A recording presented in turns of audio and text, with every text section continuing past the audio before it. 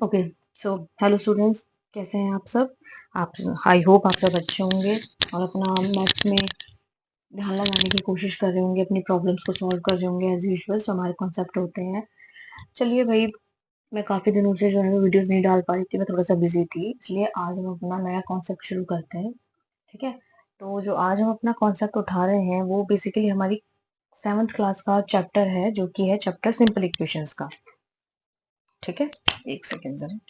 हमारा जो चैप्टर है जिसको हम आज पढ़ने वाले हैं वो है क्लास 7 का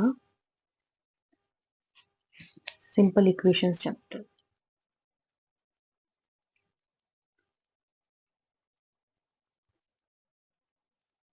ठीक है, ये ना सबसे इम्पोर्टेंट है। वो क्यों? देखो, यहीं से ना, इसी चैप्टर में से तुम लोग एक तो इक्वेशंस बनाना सीखोगे, पहली चीज। दूसरी चीज, आगे जाके इक्वेशंस को सॉल्व कैसे करना है ये भी देखोगे। तो ये वाला जो चैप्टर है वो इम्पोर्टेंट है, क्योंकि इसके अंदर छोटे छोटे जो स्टेप्स हैं वो बताए गए हैं कि हम इक्वेशंस को कैसे सॉल्व करते हैं। ठीक है, तो ये चीज है इसके अंदर। तो सबसे पहले ये है क्या, देखो, जो इक्वेशंस है, सिंपल इक्वेशंस है, वो है हमारा अलजेब्रा का टॉपिक। ठीक है, जो हमारे इक्वेशंस का जो ये चैप्टर है ये हमारा अलजेब्रा का टॉपिक है। अच्छा, अलजेब्रा क्या होता है? जहाँ हम अपने मैथमेटिक्स के अंदर वेरिएबल्स की बात कर लेते हैं, उस टॉपिक को हम बोल देते हैं अलजेब्रा। ठीक है, अलजेब्रा बेसिकली हमारे मैथमेटिक्स की एक ब्रांच होती है, जिसके अंदर हम अपने वेरिएबल्स के बारे में स्टडी करते हैं। मैंने इसके ऊपर एक वीडियो बनाई हुई है, जो आपके बेसिक वीडियो ही है। 6th क्लास का चैप्टर है आपका अलजेब्रा का। मैं जो इसका लिंक है वो डिस्क्रिप्शन में डाल दूंगी, तो वहां पे देख लेना। मैंने अलजेब्रा के बारे में बताया हुआ था, वो क्या होता है, कहाँ यूज करते हैं, हम उसके अंदर कैसे कैसे वेरिएबल्स को यूज करते हैं, और सबसे मेन बात, कौन कौन से वेरिएबल ले रहे हैं। ऐसा नहीं है कि सिर्फ एक वेरिएबल पे ही काम करेंगे, कोई भी लेटर ले सकते हैं हम अपने जो है 26 अल्फाबेट्स में से, राइट? ठीक है ना? तो आज हम इक्वेशंस के ऊपर काम करेंगे। उसमें था क्या था कि अलजेब्रा होता क्या, थोड़ा सा इंट्रोडक्शन मैंने दिया हुआ, तो उसका लिंक में जो है मैं डिस्क्रिप्शन में डाल दूंगी। सबसे पहले अब हम ये देख लें कि हमें कुछ याद हो तो थोड़ा बहुत, क्या कि सबसे चीज के इक्वेशन जो है वो होती क्या है। ठीक है, ठीक है। देखो, अभी सिर्फ सिंपल, सिर्फ नॉर्मल भाषा में बता रही हूँ कि इक्वेशन क्या होती है। इक्वेशन एक कंडीशन होती है ना? An equation is a condition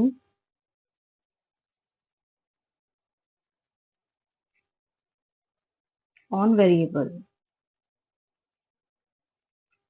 अभी सिंपल भाषा में क्या है कि इक्वेशन क्या होती है? इक्वेशन एक कोई कंडीशन होती है जो कि हम वेरिएबल पे लगाते हैं। कैसे लगाते हैं इसको मैं इसमें बताती हूँ। कैसे, देखो, मान लो मैंने कोई एक वेरिएबल ले लिया एक्स नाम का।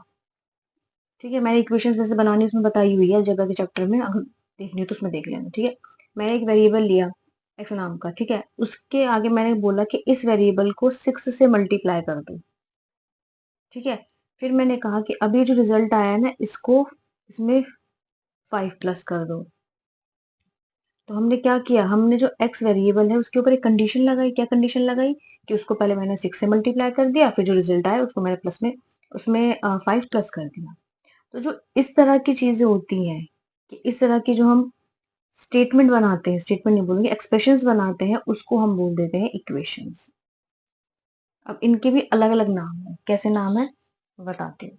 अभी तो सिर्फ इतना बताया था कि इक्वेशन क्या होती है। इक्वेशन एक कंडीशन होती है जो कि वेरिएबल पर लगाई जाती है। ठीक है, अब इसके आगे सबसे पहले वेरिएबल्स देख लेते हैं। वेरिएबल्स क्या है बता रखा है, चलो फिर भी लेकिन दोबारा बता रही हूँ। वेरिएबल्स कहाँ है, यहाँ पे बताती हूँ। देखो, वेरिएबल्स का सबसे पहला जो मेन मुद्दा है वो ये है कि इसकी जो वैल्यू है, वैल्यू कैन वेरी। वेरिएबल की जो वैल्यू है वो वेरी कर सकती है। कैसे वेरी कर सकती है, अब इधर आ जाओ, इसको भूल जाओ, अब आगे देखो। देखो मेरी बात, मैंने एक वेरिएबल लिया, मान लो मैंने वाई वेरिएबल लिया। इसको क्या कह सकते हो तुम? हम इसको ऐसे कह सकते हैं कि जो वाई वो 5 के इक्वल है। हाँ, कह सकते हैं। क्या हम वाई को 4 के इक्वल लिख सकते हैं? ये भी लिख सकते हैं। क्या हम वाई को 3 के इक्वल लिख सकते हैं? ये भी लिख सकते हैं। क्या हम वाई को 55 के इक्वल लिख सकते हैं, ये भी लिख सकते हैं। क्या हम y को 32 के इक्वल लिख सकते हैं, ये भी लिख सकते हैं। तो आप देखोगे कि वेरिएबल एक है, भाई y तो सेम ही है, बट उसकी वैल्यू कभी तो 5 बोल रहा है, कभी 4 बोल रहा है, कभी 3 कह रहा है, कभी 32, कभी 30 और 55। तो इसका मतलब वैल्यू तो चेंज हो रही है ना। तो यही बात उसने बोली है कि वेरिएबल्स क्या होते हैं, वेरिएबल्स वो होते हैं पहली कंडीशन की उनकी वैल्यू वेरी करती है, जो कि फिक्स्ड नहीं होती है ना। एक सेकंड, नॉट फिक्स्ड, ठीक है। और वैल्यूज कैसी होती है, न्यूमेरिकल वैल्यू होती है ना, can take different numerical value,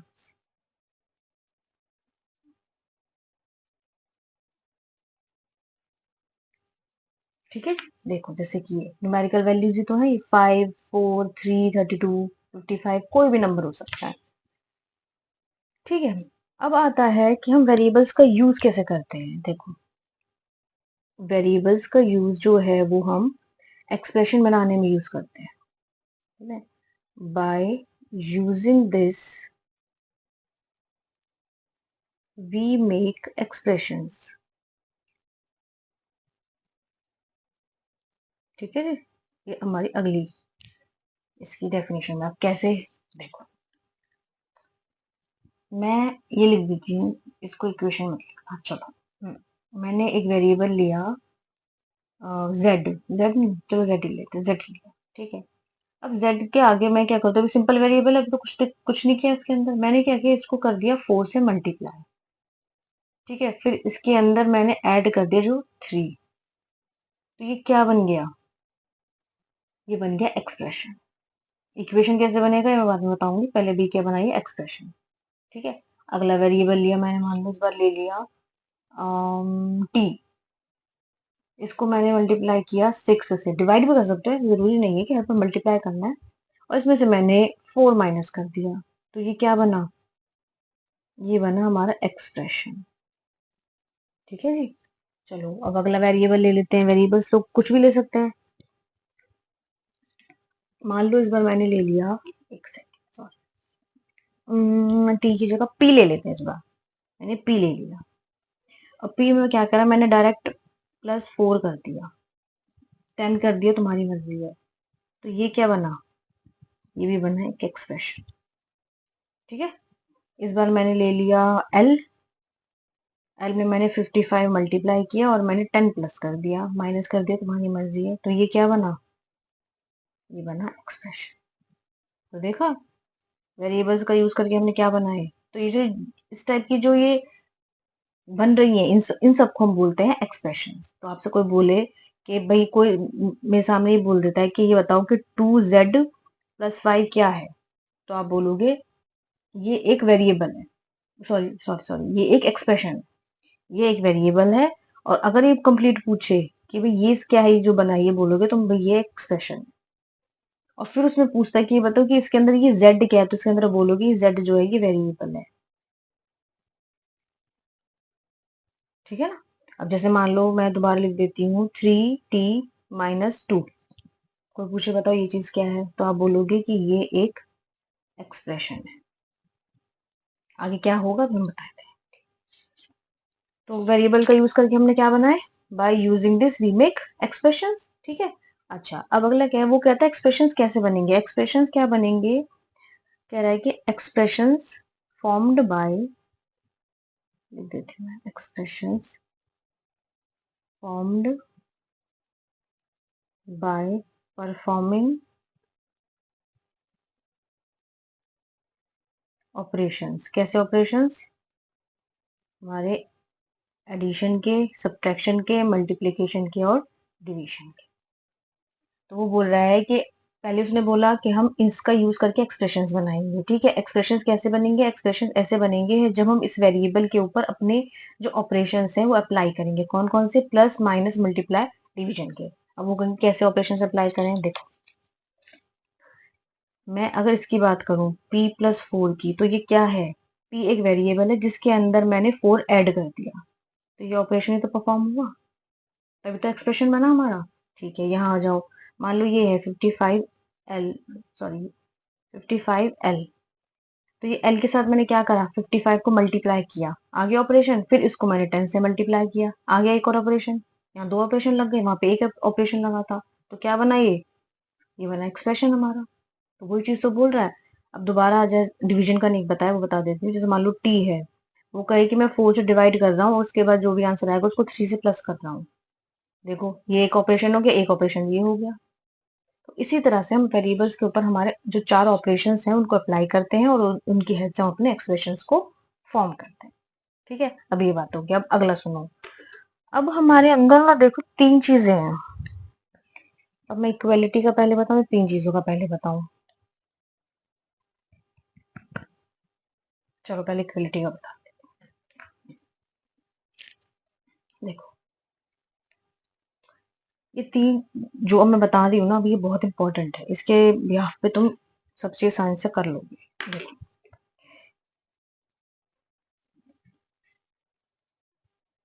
एक में तुम्हें एग्जाम्पल लिख रहे हैं। एग्जाम्पल है, ब्लैक है ना, हाँ। 2x+3, ठीक है, 2x+3 <4 या <4, इसका साइन तो पता है ना। और 2x+3 = 4। ये जो 3 चीजें हैं ना, ये अलग, इसमें बहुत फर्क है। फर्क क्या है मैं बता देती हूँ। देखो इक्वेशन के अंदर एक कंडीशन होती है कि उसके अंदर इक्वलिटी का साइन होता है, उसके अंदर इक्वलिटी का साइन होता है। इक्वलिटी यानी कि इक्वल, जैसे से बोल देते हैं। ये जो 3 चीज है ना, कहने को ये सेम है भाई, ये सेम ही तो है, सेम तो है, लेकिन हम इनको नाम सेम नहीं दे सकते। कैसे, देखो ये जो बना है, ये बना है एक्सप्रेशन। बेसिकली इसको हम एल्जेब्रिक एक्सप्रेशन बोलेंगे, बट अभी हम एक्सप्रेशन बोलेंगे। ये जो कंप्लीट है इसको हम बोलेंगे स्टेटमेंट। कैसी स्टेटमेंट है, ये एक एल्जेब्रिक स्टेटमेंट है। अलजेब्रा पढ़ रहे तो अलजेब्रिक स्टेटमेंट होगी। और जो ये बना है पूरा, इसको हम बोल देंगे इक्वेशन। और एक ऐसी इक्वेशन है, ये एक अलजेब्रिक इक्वेशन है। आई बात समझ में कुछ, 3 चीज दोबारा बताती हूँ। मैं फिर एक एग्जांपल ले रही हूँ इस बार। देखो 4t-2, 4t-2 < 5 और 4t-2 = 5। ये और ये सेम है तीनों में, बट इसके पास तो कुछ नहीं है, इसके पास है बट > है, तो ग्रेटर देन है ये, और इसके पास इक्वल है। अब हम इस सब में बोलते देते हैं कि भाई ये भी वेरिएबल है, ये भी वेरिएबल है, ये भी वेरिएबल है, बट इसको हम नाम ये नहीं देंगे। नाम क्या देंगे, देखो इसके पास कुछ नहीं है, ना इक्वल है ना ग्रेटर है, कोई भी साइन नहीं है, सिंपल एक ये एक्सप्रेशन लिखा हुआ है, तो इसको हम बोल देंगे एक्सप्रेशन। अब क्योंकि इसके पास एक ग्रेटर देन का साइन आ गया, तो इसको हम बोल देंगे स्टेटमेंट। इसके पास अब ग्रेटर का साइन नहीं है और ना ही सिंपल है, बट ये जो है ना, ये वाला साइन आ गया, और ये साइन आते ही ये चीज बन जाती है इक्वेशन। ये बहुत इंपॉर्टेंट है। बहुत बच्चों को दिक्कत होती है कि भाई ये है क्या, तो मैंने एक्सप्रेशन, स्टेटमेंट और इक्वेशन बता दी कि कोई भी एल्जेब्रिक के साथ अगर हमें कोई नंबर दे रखा है तो उसको एक्सप्रेशन कब बोलेंगे, ठीक है, उसको स्टेटमेंट कब बोलेंगे और उसको इक्वेशन कब बोलेंगे, आगे इस चीज के बारे में बताएंगे भी, बट अभी के लिए नहीं बता। जब भी सिंपल चीजें लिखी हूं उसको हम बोलेंगे सिर्फ एक्सप्रेशन। कैसा एक्सप्रेशन है, एल्जेब्रिक एक्सप्रेशन है। वैसे तो बेसिकली यहाँ से टर्म में और ओनली एक्सप्रेशन बोल रही हूँ, ठीक है। जब भी कुछ इस तरह का साइन आ जाए, जैसे लेस देन है, ग्रेटर देन है, ये साइन होते हैं ना जो हमने पढ़े हैं, तो ये एक स्टेटमेंट बता रहे हैं बस कि ये एक स्टेटमेंट है, ठीक है ना। और अगर जहां भी ये साइन आ जाए, जहां भी, तो वो इक्वेशन हो जाए। अच्छा इसमें भी एक कंडीशन है, वो मैं आगे बताऊँ। अब ये चीज समझ में आ गई। अब यहाँ आ जाओ वापस। चलो अभी हमने क्या पढ़ा कि वेरिएबल्स की हेल्प से हमने क्या बनाते हैं पहले। अब हम 3 चीज हमने पढ़ी है। सबसे पहले क्या पढ़ी है, क्या पढ़ा है हमने, एक्सप्रेशंस क्या है, ठीक है जी। फिर हमने पढ़ा कि स्टेटमेंट किसको बोलते हैं, फिर हमने पढ़ा कि इक्वेशंस किसको बोलते हैं। एक सेकेंड, ठीक है ना, ये चीज हो गई थी ना। तो हमने इसमें पढ़ा कि एक्सप्रेशंस किसको बोलते हैं, स्टेटमेंट किसको बोलते हैं और इक्वेशंस किसको बोलते हैं।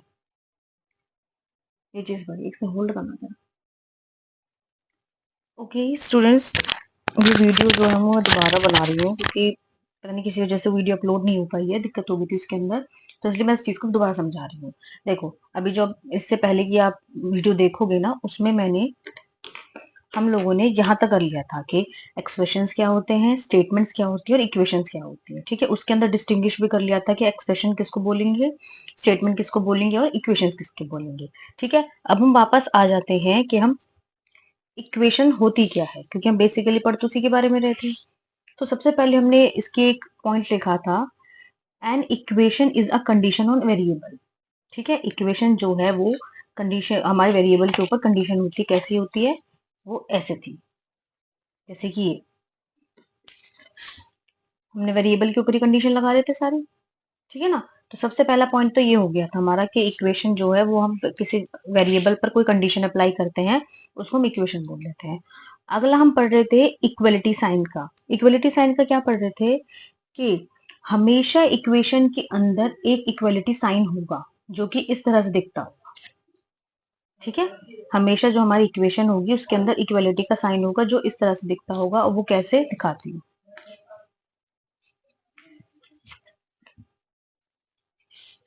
जैसे कि जी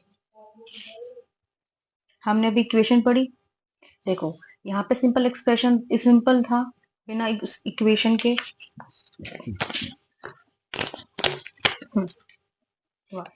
देखो यहाँ पे ना ही कोई इक्वल टू का साइन था और ना ही लेस देन था, तो हमने इसको एक्सप्रेशन बोला। यहाँ पे इक्वल टू का साइन नहीं था बट लेस देन का साइन आ गया, और यहाँ पे ग्रेटर देन का साइन आ गया, लेकिन हमने इसे इक्वेशन नहीं बोला, हमने इसको बोला स्टेटमेंट, अलजेब्रिक स्टेटमेंट।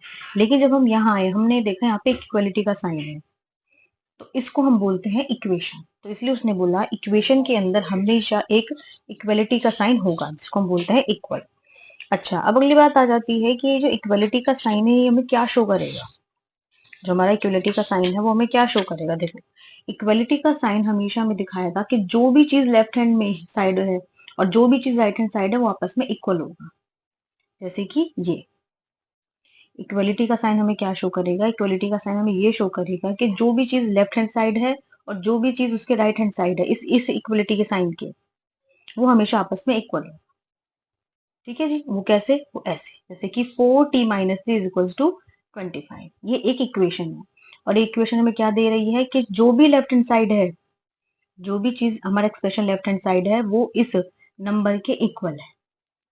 वो आगे जब हम वैल्यू सॉल्व करेंगे, इक्वेशंस को सॉल्व करेंगे तब देखेंगे, अभी तक के लिए इतना है। ठीक है, अच्छा तीसरा पॉइंट क्या आ जाता है। ओके, तीसरा पॉइंट क्या आ जाता है हमारा। देखो सबसे पहले बोला कि हमने इक्वलिटी का साइन होगा, फिर हमने बोला कि इक्वलिटी का साइन क्या शो करता है, इक्वलिटी का साइन हमें शो करता है कि जो भी वैल्यू हमारे लेफ्ट हैंड साइड है और जो भी वैल्यू हमारे राइट हैंड साइड है इक्वलिटी के, वो आपस में इक्वल है। ठीक है, ये इक्वेशन होगी।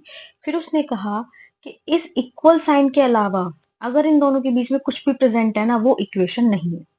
जैसे जैसे हमने सिंपल लिखा 4t-3 लिखा, इसके इक्वल में कुछ है नहीं है, तो इसका मतलब ये इक्वेशन नहीं है, लेकिन ये क्या है, ये एक्सप्रेशन है।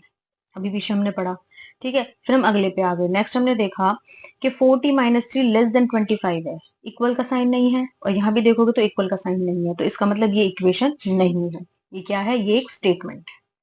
ठीक है, इक्वेशन के अंदर हमेशा एक इक्वलिटी का साइन होगा, और वो इक्वलिटी का साइन हमें ये बताएगा कि लेफ्ट हैंड साइड और राइट हैंड साइड हमारे इक्वल है। उसके अलावा अगर कोई भी साइन होता है तो वो हमें उसको, उस चीज को हम इक्वेशन नहीं बोलेंगे। ठीक है, ये यहाँ तक हो गया। अब नेक्स्ट देखो, नेक्स्ट क्या है, वो बोलता है, देखो जैसे कि हम इक्वेशन कुछ इस तरह से लिखते हुए आ रहे हैं ना, हम इक्वेशन ऐसे लिखते हुए आ रहे हैं, 4t-3 is equals to 25, 2x+3 is equals to 26, इस तरह से लिखते हुए आ रहे हैं। तो वो ये कह रहा है क्या ये जरूरी है कि हर बार इक्वालिटी के साइन के राइट हैंड साइड पे एक नंबर हो, ये चीज क्या हमेशा ये जरूरी है? भाई यहाँ पर तो अलजेब्रिक एक्सप्रेशन आ गया, हमें कोई दिक्कत नहीं है, लेकिन क्या जरूरी है कि इसके इक्वल में हमेशा एक नंबर हो? तो ऐसा जरूरी नहीं है। इक्वलिटी के साइन के लेफ्ट हैंड साइड और राइट हैंड साइड दोनों साइड पे इक्वेशन के अंदर एक्सप्रेशंस हो सकते हैं, जैसे कि ये, ठीक है ना, ये भी हमारा एक एक्सप्रेशन है और ये भी हमारा एक एक्सप्रेशन है, और इसके बीच में क्या है? इसके बीच में है इक्वल का साइन, जो कि शो करता है कि ये भी एक इक्वेशन है, ठीक है ना। तो इसलिए ऐसा जरूरी नहीं है कि इक्वेशन बनाते वक्त एक तरफ तो एक्सप्रेशन आ जाए और एक तरफ हमारे सिर्फ नंबर आए, नहीं, ऐसा जरूरी नहीं है, दोनों तरफ हमारे एक्सप्रेशंस हो सकते हैं।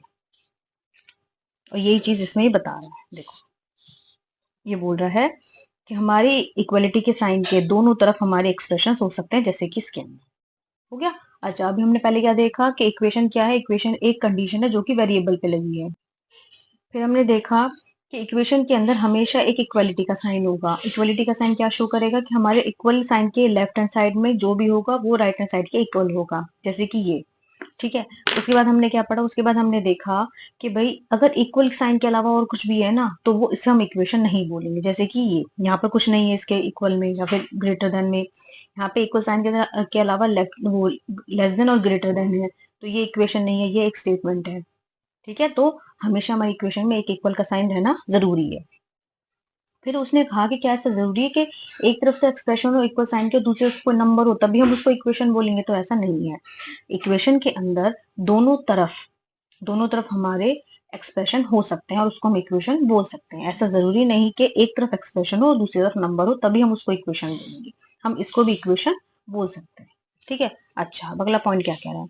अगला पॉइंट, अच्छा वो बोलता है कि at least one of the two expressions must contain the variable. कैसे? देखो, अभी तक हम इक्वेशन पढ़ते आए, ये सारी, जैसे कि ये वाली पढ़ी हमने, ये वाली देखा, हमने इसको देखा। वो ये कहता है कि दोनों तरफ चाहे एक्सप्रेशंस हो, लेकिन उनमें एक वेरिएबल होना बहुत जरूरी है। क्यों जरूरी है? देखो, मैं अगर ये लिख दूं 26 इज इक्वल टू में 25+1, अब कंडीशन ये सही तो है क्योंकि 25+1 26 होता है, ये इक्वलिटी के साइन को प्रूव कर रहा है, कोई डाउट नहीं है, लेकिन ये एक इक्वेशन नहीं है। क्यों नहीं है? देखो, इक्वेशन कब बनती है? जब हम वेरिएबल के ऊपर कंडीशन लगाते हैं, सॉरी, जब हम वेरिएबल के ऊपर कंडीशन लगाते हैं, बोला ना कि an equation is a condition on variable, ठीक है। अब वेरिएबल की हेल्प से हम क्या बनाते हैं? वेरिएबल की हेल्प से हम बनाते हैं एक्सप्रेशंस, वेरिएबल की हेल्प से हम बनाते हैं एक्सप्रेशंस, और उन एक्सप्रेशंस की हेल्प से हमारी बनती है इक्वेशन, जैसे कि ये एक्सप्रेशंस को यूज करके तो बनाइए ना, इक्वल टू में लगाकर। तो जब तक वेरिएबल ही नहीं होगा तो हम उसे इक्वेशन कैसे बोल देंगे? कंडीशन तो वेरिएबल पे ही रख रही है ना। तो इसलिए उसने ये बात बोली कि चाहे दो एक्सप्रेशन हो इक्वलिटी के साइन के दोनों तरफ, लेकिन दोनों में से किसी एक के पास कोई ना कोई वेरिएबल तो होना चाहिए, ठीक है। दोनों के पास एक ना एक वेरिएबल तो होना चाहिए। ये कंडीशन सही है लेकिन ये इक्वेशन नहीं है।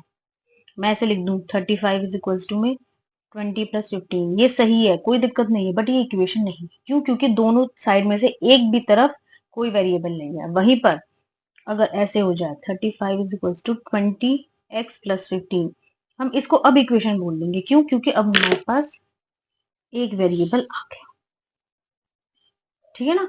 तो इसलिए जब भी जब भी कभी कोई इक्वेशन बनेगी तो दोनों तरफ में से किसी एक तरफ, तो दोनों तरफ भी हो सकते हैं, ऐसा कोई जरूरी नहीं है, लेकिन किसी एक तरफ हमारा एक वेरिएबल होना बहुत जरूरी है, ये चीज इसने बोली।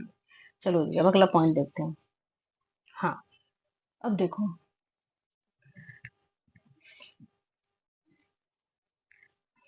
मैंने एक एग्जांपल लिया, यहीं से ले लेते हैं।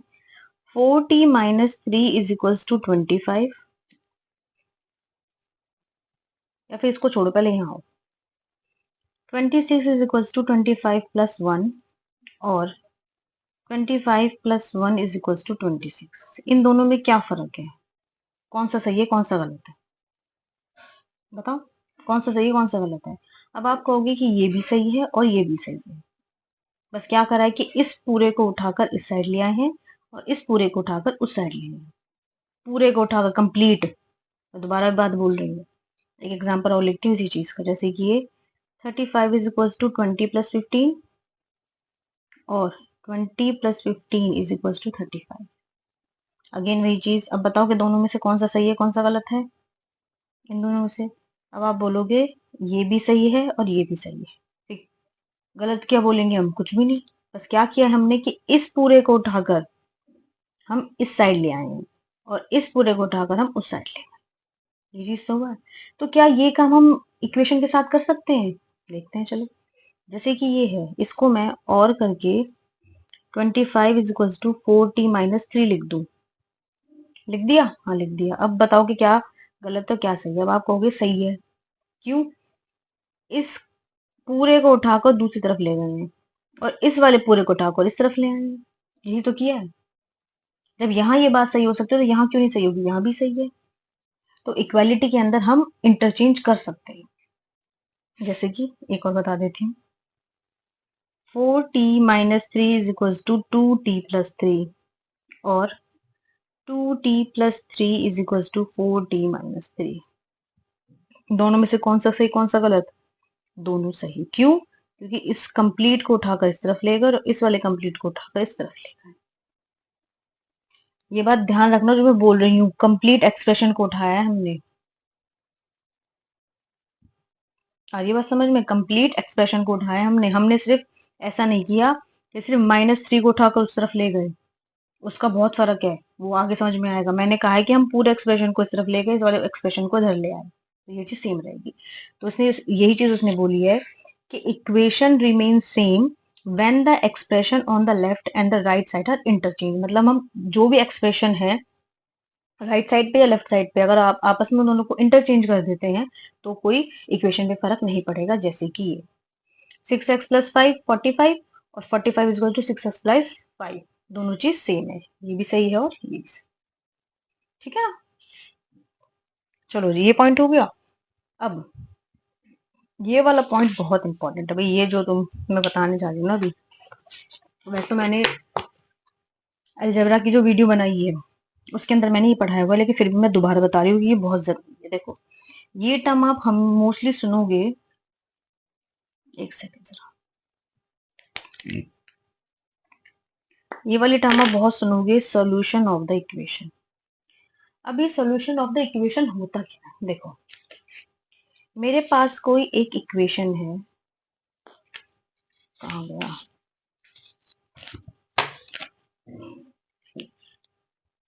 इक्वेशन कुछ इस तरह है 2x + 3 इज इक्वल टू 5। और बाकी ऊपर वाले को भूल जाओ, इस पे फोकस करो। 2x + 3 इज इक्वल टू 5 मेरे पास एक इक्वेशन है। वो ये कहता है कि मुझे इस इक्वेशन का सॉल्यूशन बताओ, या फिर बोलो कि सॉल्यूशन ऑफ द इक्वेशन क्या होगा, ठीक है। अब सॉल्यूशन ऑफ द इक्वेशन क्या होगा, देखो इस इक्वेशन के अंदर एक वेरिएबल हमें दिख रहा है, हाँ दिख रहा है, ये रहा वेरिएबल। तो इस वेरिएबल के अंदर हम क्या वैल्यू पुट करें, हमने बताया ना भाई वेरिएबल की वैल्यू तो वैरी करती रहती है, उसमें तो कोई दिक्कत है नहीं। तो इस वेरिएबल के अंदर हम क्या वैल्यू पुट करें जिससे कि ये इस कंडीशन को सेटिस्फाई कर दे, यानी कि इक्वल्स टू में 5 आ जाए। जैसे अब इसको एक बार के लिए भूल जाओ कि 5 है ही नहीं। x is equal to 1 put करती हूँ, सबसे पहले मैंने पुट किया 2 × 1 + 3, इसको भूल जाओ, ये क्या है 2 × 1 = 2 और ये 3 5 आ गया। क्या ये वाला 5 इस वाले 5 के इक्वल है, हाँ है। तो इसका मतलब ये जो x की वैल्यू निकल के आई है ना 1, ये वैल्यू इस इक्वेशन का सॉल्यूशन है, सॉल्यूशन ऑफ द इक्वेशन।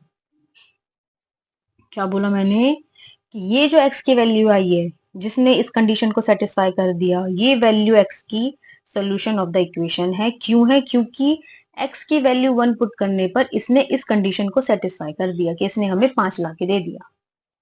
एक एग्जांपल और बताती हूँ, ये बहुत इंपॉर्टेंट है, आगे बहुत काम आएगा। मैं लिखा हूँ इसका एग्जांपल अभी देखिए।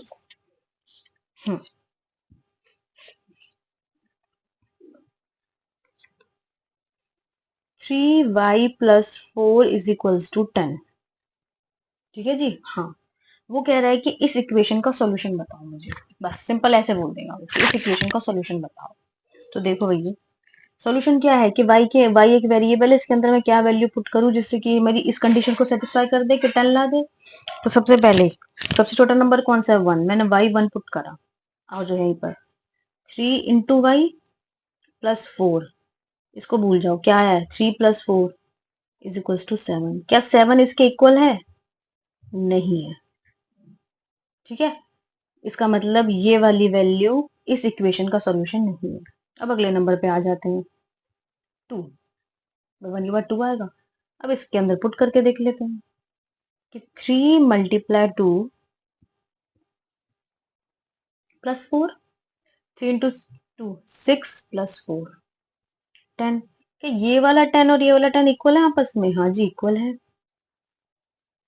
इक्वल है। तो इसका मतलब ये जो y = 2 आया है ना, वो इस इक्वेशन का सॉल्यूशन है। सॉल्यूशन ऑफ द इक्वेशन है। क्यों है?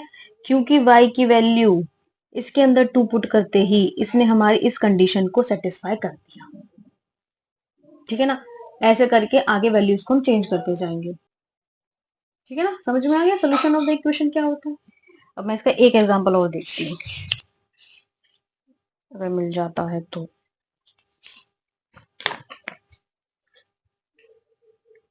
जैसे कि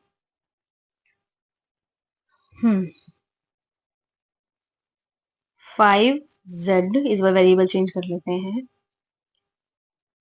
+4 = 24। वो मुझसे कह रहा है कि इस इक्वेशन का सॉल्यूशन बताओ कि क्या होगा। ठीक है जी, वो हमसे ये कह रहा है। अब मुझे बताओ जी, इस इक्वेशन का सॉल्यूशन क्या होगा। अब आप कहोगे कि हमने इसके अंदर एक वेरिएबल देखा है z नाम का, उस z के अंदर हम वैल्यू पुट करते जाएंगे और देखते हैं कि क्या वैल्यू पुट करने पे वो हमें 24 दे देता है। जो भी इक्वल था 2 के साइन के बराबर में जो भी होगा ना, वही हमें लाना है। ठीक है, तो z सबसे पहले 1 पुट करूं। हाँ जी, करूं, 1 पुट किया, 5 × 1 + 4 क्या आया? 9। सेटिस्फाई नहीं कर रही कंडीशन।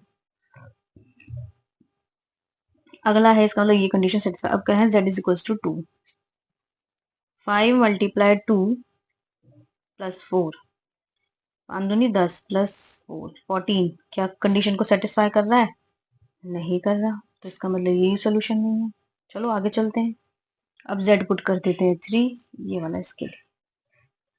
ठीक है, z पुट करते हैं 3, 3 यहाँ कर लें, तो 5 × 3 + 4, 15 + 4 क्या आया? 19। क्या 19 24 के इक्वल है? नहीं है, तो इसका मतलब ये वाली कंडीशन भी सेटिस्फाई नहीं कर रही हमारी। आगे बढ़ते हैं, चलो z = 4 पुट करते हैं, करें, तो 5 × 4, ठीक है, और +4, 20 + 4, ये क्या आ गया? 24। तो क्या ये वाला 24 और ये वाला 24 इक्वल है? हाँ, आपस में इक्वल है। ये वाला 24 हमें कब मिला? जब हमने z के अंदर z को 4 पुट किया। ये वाला 24 हमें कब मिला? जब हमने z को 4 की वैल्यू पुट किया। तो इसका मतलब ये जो z = 4 है ना, ये कहलाएगा इस इक्वेशन का solution, solution of the equation. ये बहुत इंपॉर्टेंट है, आगे काम आए। ठीक है, तो वेरिएबल की वैल्यू रखने पे, जिस वैल्यू के रखने पे ये कंडीशन सेटिस्फाई हो जाए ना, या फिर ये कह दो कि इक्वल टू में जो भी नंबर दे रखा है वो आ जाए, तो वो जो वैल्यू हमने रखी है उस वेरिएबल की, वो वैल्यू इस इक्वेशन का सॉल्यूशन ऑफ द इक्वेशन होगी। ये बहुत इंपॉर्टेंट चीज है, इसलिए मैंने 3 एग्जांपल लेके बताई। ठीक है जी, तो अब क्या कह रहा है इसके अंदर, दोबारा आ जाते हैं, आ जाओ। क्या कह रहा है? वो यही कह रहा है, the value of the variable for the which the equation is satisfied is known as the is called the solution of the equation। यानी कि वेरिएबल की वो वैल्यू जिसे पुट करने के बाद हमारी इक्वेशन सेटिस्फाई हो जाती है, तो उस वैल्यू को, उस वेरिएबल की वैल्यू को हम उस इक्वेशन का सोल्यूशन। ठीक है जी, अब एक बार दोबारा आ जाओ। सबसे पहले हमने इसमें क्या पढ़ा? इक्वेशन क्या होता है। देखो, इक्वेशन हमारी क्या है? इक्वेशन हमारी वो कंडीशन है जो वेरिएबल पे अप्लाई होती है। ठीक है जी, हाँ जी। फिर उसके बाद हमने कहा कि वेरिएबल क्या होता है, वेरिएबल पता होना चाहिए। हमने देखा कि वेरिएबल होता है वेरिएबल जिसकी वैल्यू वेरी कर सके, पहली चीज। ठीक है, दूसरा, उसकी वैल्यू फिक्स्ड नहीं होती। ऑब्वियसली जब वेरी करी तो फिक्स्ड कहाँ से होगी। फिर क्या कहता है? टेक डिफरेंट न्यूमेरिकल वैल्यूज, वो वेरिएबल डिफरेंट डिफरेंट वैल्यूज ले सकता है। ठीक है, उसके बाद हमने पढ़ा by using this we make expressions, हम वेरिएबल का यूज करके अपने एक्सप्रेशंस को बनाते हैं। ये वाला, ये ठीक है, हम एक्सप्रेशंस को बनाते हैं। फिर एक्सप्रेशंस कैसे बनाए जाते हैं? एक्सप्रेशंस के अंदर हम ऑपरेशंस परफॉर्म करते हैं। कौन से? प्लस, माइनस, मल्टीप्लाई, डिवीजन, जो मैंने पहले बता दिया क्या है। फिर उसके बाद हमें तीन चीज पता चली, क्या? कि एक्सप्रेशंस क्या होते हैं, स्टेटमेंट्स क्या होती हैं, और इक्वेशंस क्या होते हैं। देखो, एक्सप्रेशंस जिसके पास कोई साइन नहीं है लेकिन वेरिएबल होना चाहिए, तभी हम उसके बात करेंगे, तभी वो एल्जेब्रिक एक्सप्रेशन बनेगा। अगर वेरिएबल नहीं है तो उसको हम एल्जेब्रिक एक्सप्रेशन नहीं बोलेंगे, उसको न्यूमेरिकल एक्सप्रेशन बोलेंगे। तो एक वेरिएबल का होना बहुत जरूरी है, ठीक है। अगर कोई साइन नहीं है तो इसका मतलब एक्सप्रेशन है। अगर इक्वल टू के अलावा कोई और साइन आ जाता है, जैसे कि लेस देन का आ गया, ग्रेटर देन का आ गया, तो ये है स्टेटमेंट, इक्वेशन नहीं है। लेकिन इक्वल टू का साइन आते ही और दिखते ही कि एक वेरिएबल है हमारे पास, ये क्या है? इक्वेशन। ठीक है जी, तो ये चीज हमने इसमें बात करी कि भाई इक्वेशन क्या है, वो कि भाई एक्सप्रेशन, स्टेटमेंट और इक्वेशंस क्या होते हैं। फिर उसके बाद हम यहाँ आ गए। हमने यहाँ देखा कि सेकंड पॉइंट हमें बोलता है कि इक्वेशन के अंदर हमेशा एक इक्वलिटी का साइन होगा, और जो इक्वलिटी का साइन हमें बताएगा कि इक्वल टू के साइन के इक्वल में, वो लेफ्ट हैंड साइड में और राइट हैंड साइड में जो भी वैल्यू है वो आपस में एक दूसरे के इक्वल होगी। ठीक है, जैसे कि ये। फिर हमने पढ़ा कि अगर इक्वल टू साइन के अलावा कोई भी साइन है ना, जैसे कि ये हो गया, ये हो गया, फिर कुछ भी नहीं है, तो हम उसको इक्वेशन नहीं बोलेंगे, ये इक्वेशंस नहीं है। सॉरी। फिर उसके बाद हमने आगे देखा कि वो ये कह रहा है कि जरूरी है कि एक तरफ इक्वल टू के साइन की एक्सप्रेशन आ जाए और एक तरफ नंबर आ जाए तभी हम उसको इक्वेशन बोलेंगे। तो क्या? नहीं, ऐसा जरूरी नहीं है। इक्वल टू साइन के दोनों साइड पे एक्सप्रेशन आ सकते हैं, बट वेरिएबल सेम हो वो ना हो, वो बाद में बोलेंगे हम, तो उसको हम बोल देंगे इक्वेशन। तो इसको भी हम इक्वेशन बोल सकते हैं। अच्छा, फिर वो कहता है कि at least one of the two, okay, कि दो एक्सप्रेशन जो हम लिख रहे हैं ना इक्वल टू के साइन के दोनों तरफ, उनमें से किसी एक के पास, ये नहीं कि जरूरी है दोनों के पास, किसी एक के पास एक वेरिएबल होना बहुत जरूरी है। क्योंकि जब तक वेरिएबल नहीं होगा तब तक हम एक्सप्रेशंस नहीं बना सकते, जब तक एक्सप्रेशंस नहीं बनेंगे तब तक हमारी इक्वेशन नहीं बनेगी। ठीक है ना। उसके बाद वो कहता है कि अगर हम लेफ्ट हैंड साइड की पूरे एक्सप्रेशन को राइट हैंड साइड के में जो भी लिखा है कंप्लीट को उठाकर अगर इधर उधर कर दे, तो क्या वो चेंज हो जाएगा? नहीं, वो चेंज नहीं होगा, इक्वेशन सेम रहेगी जैसे कि दोनों तरफ। अच्छा, अगला क्या बोला उसने? अगला वो बोला है कि वो जो वेरिएबल है ना इक्वेशन के अंदर, इक्वेशन के अंदर वेरिएबल की वैल्यू रखने पर अगर वो उस कंडीशन को सेटिस्फाई कर देता है, इक्वेशन की कंडीशन को सेटिस्फाई कर देता है। कहाँ गया? तो वो जो वेरिएबल की वैल्यू आई है ना, उस वैल्यू को हम बोल देंगे सॉल्यूशन ऑफ द इक्वेशन। ठीक है जी। हाँ, तो भाई ये था अभी सिंपल इक्वेशन के अंदर पार्ट 1 आप लोगों का, जिसके अंदर अभी बताया कि इक्वेशंस बनती क्या है, कैसे हैं और कैसे वर्क करती हैं। आगे जाके हम इक्वेशंस को सॉल्व करना सीखेंगे, जो पार्ट 2 के अंदर मैं बात करूंगी। ठीक है ना। अभी के लिए इस वाले पार्ट में सिर्फ इतना ही। इसके बाद मैं एक क्वेश्चंस डालूंगी, ठीक है, पिक डालूंगी इसके अंदर 10 क्वेश्चंस है, उसके अंदर आप लोग बताइएगा कि कौन सा एक्सप्रेशन है, कौन सा स्टेटमेंट है, कौन सी है इक्वेशन। तीन चीज तो ये बतानी है। और उसके बाद एक चीज और बतानी है कि अगर मैंने कोई इक्वेशन दी है तो उस इक्वेशन का सोल्यूशन क्या होगा, उस इक्वेशन का सोल्यूशन ऑफ द इक्वेशन क्या होगा, यानी कि वेरिएबल की क्या वैल्यू निकलेगी, वो आप लोग उसके अंदर देख के बताओगे। ठीक है, और उसका आंसर जो है आपको अपने कमेंट में लिखना है, क्योंकि अगर एक बार ये चीज समझ में आ गई तो आपको फिर आगे दिक्कत नहीं होगी इक्वेशंस के अंदर, ये मेरी गारंटी। ठीक है ना। तो इसलिए इसके बाद मैं क्वेश्चंस डालूंगी और आप लोग अपने सारे आंसर जो है वो कमेंट में लिखिएगा और बताइएगा कि ऐसा क्यों है, क्या क्या एक्सप्रेशन है तो क्यों है, स्टेटमेंट है तो क्यों है, इक्वेशन है तो क्यों है। और जब वैल्यू फाइंड करोगे, सॉल्यूशन ऑफ द इक्वेशन निकालोगे, तो वो भी बताओगे कि वो भी क्यों है। ठीक है ना। तो इसके बाद में वो क्वेश्चंस डालूंगी। अब नेक्स्ट वीडियो में हम इसका पार्ट 2 करेंगे। अगर एक बार ये चीज समझ में आ गई तो पार्ट 2 में कोई दिक्कत नहीं आएगी, लेकिन अगर ये चीज समझ में नहीं है तो फिर देखो पार्ट 2 में दिक्कत है। तो इसलिए अगर ना आए तो समझ में, दोबारा इस वीडियो को देख लें। चलिए, बाकी आप अपने क्वेश्चंस को सॉल्व कीजिएगा, कमेंट्स में लिखिएगा। अगर कोई और चैप्टर करना हो इसके बाद, मतलब इसको कंप्लीट करने के बाद, तो मुझे बता दीजिएगा, मैं उसको ले आऊंगी। ओके, तो मिलते हैं पार्ट 2 में। Bye bye.